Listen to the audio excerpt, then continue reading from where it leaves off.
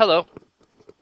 In the prior section, we worked on identifying the null and alternative hypothesis. We're working our way through really the steps of conducting a full-on hypothesis test. Today, we're going to be looking at the second part of that process, which is obtaining p-values and then making and interpreting decisions based on those p-values. So the idea is that we would reject the null hypothesis in favor of the alternative when the sample statistic we obtained is unusual. So what does unusual mean? Well, in the past, we have said anything that occurs with a probability of 5% or less is unusual.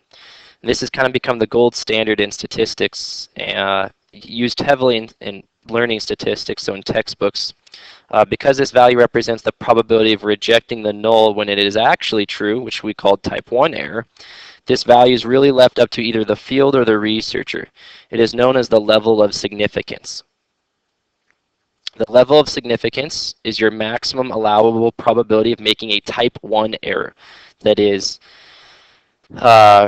finding something that was unusual when really it just was occurring with natural variability.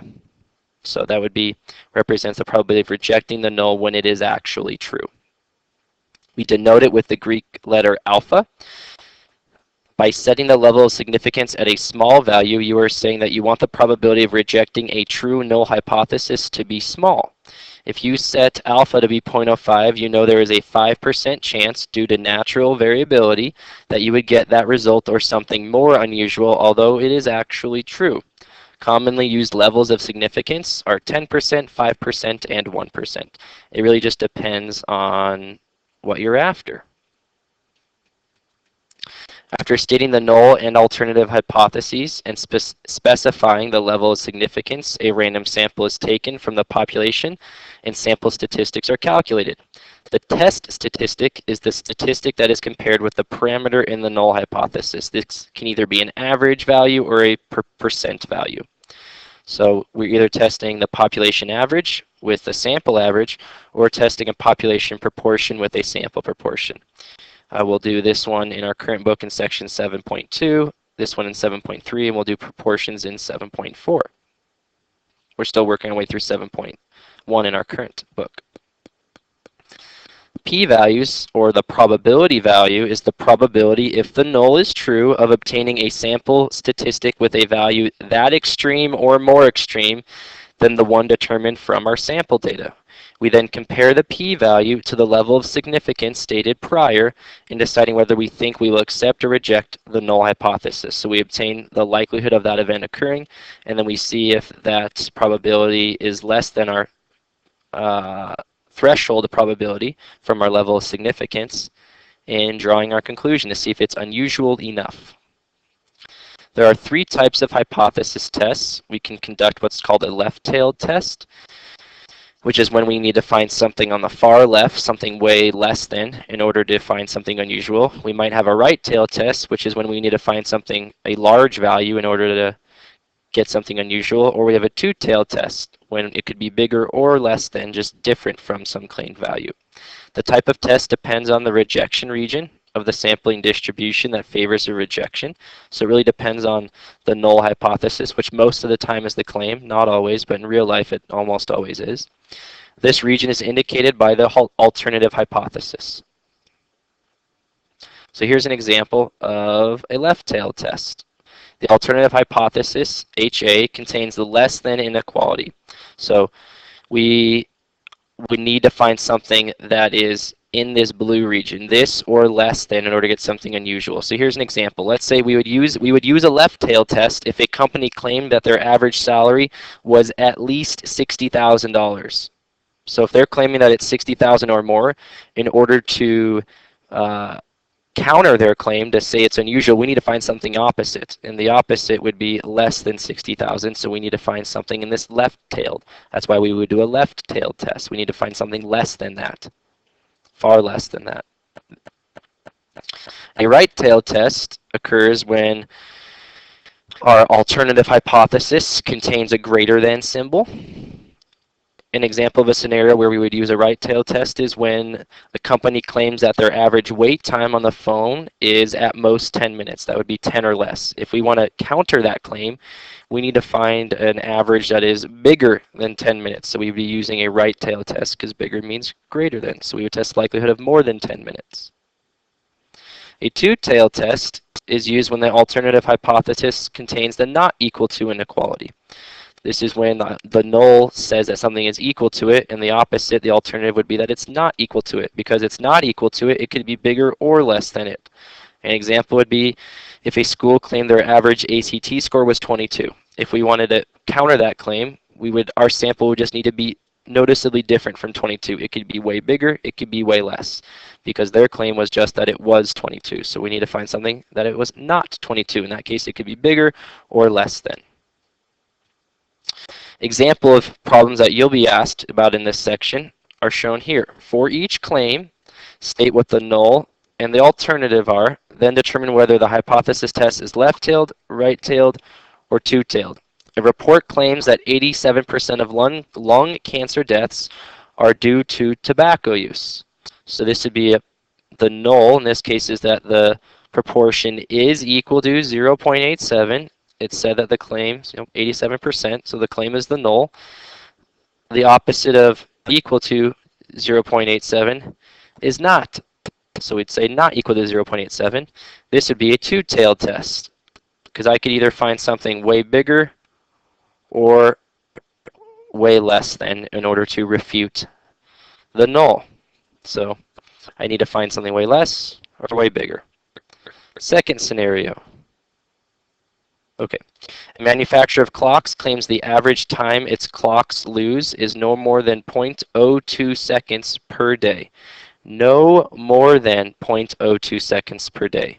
No more than would mean that or less. So we would be saying here that the average value, so the mean, is less than or equal to 0.02. That's the claim. The opposite would be that they do lose more than that. So if I were going to test their claim, I need to find something way bigger. So this has to be a right-tailed test because it needs to match the alternative. Their claim is that or less, so I need to find something far to the right of that. So I'd be using a right-tailed test. I would need to find a value in that region. Can give you a chance to try. Yours is that a school claims its graduation rate for the past few years has been 85% or more. State what the null is, state the alternative, and state the type of test that you would have to do in order to test that null. Pause the video now.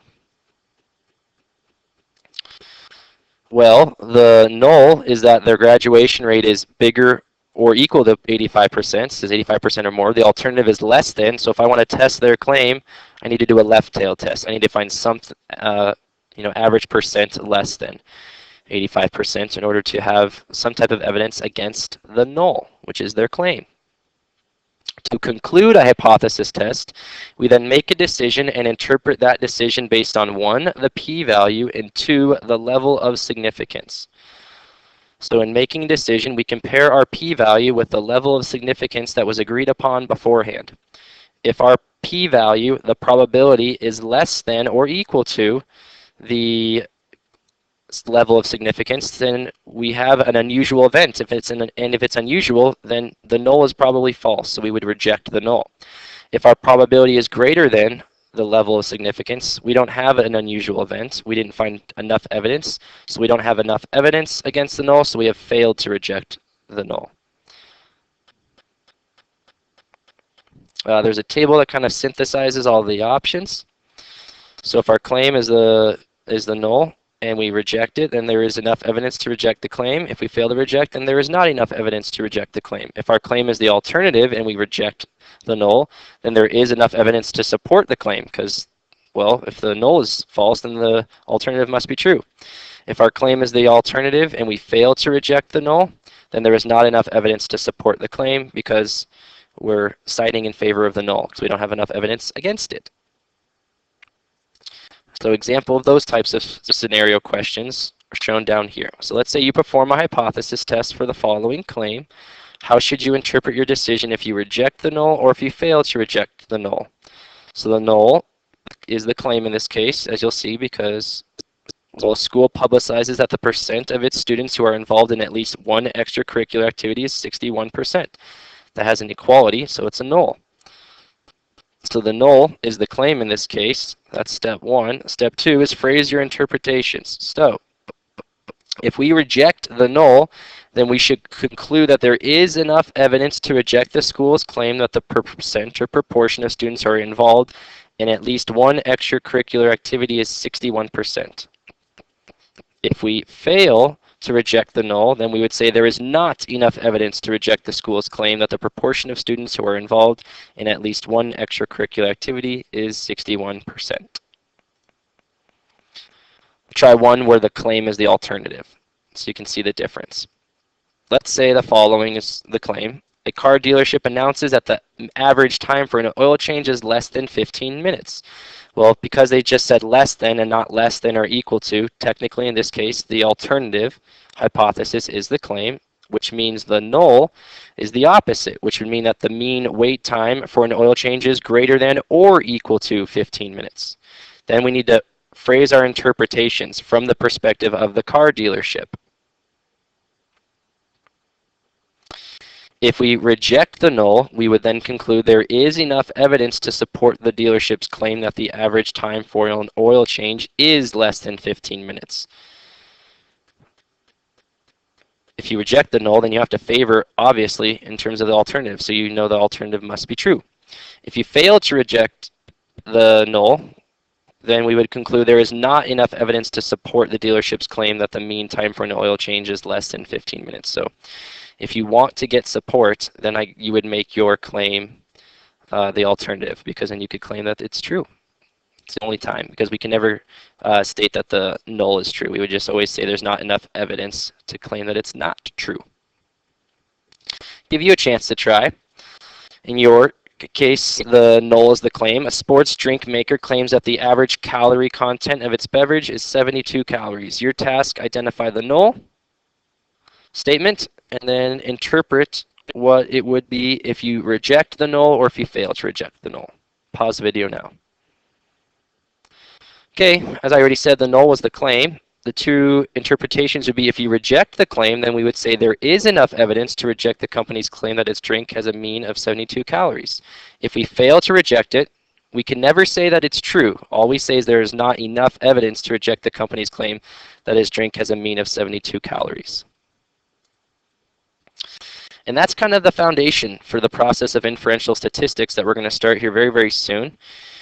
We begin by stating the claim mathematically and verbally. We identify the null and alternative hypothesis. We state the level of significance beforehand. We want to say, in order to find some result, we need to define what unusual means. And unusual is defined by that level of significance. It might be 10%. We'll say if we find something that occurs with a 10% probability or less, then that's going to be unusual. Maybe we set a higher threshold, maybe 5%, or even a higher threshold, 1%.